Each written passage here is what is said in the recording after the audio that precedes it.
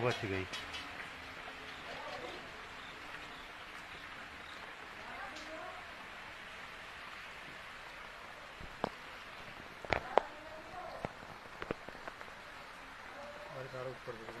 ऊपर तक आ गई है।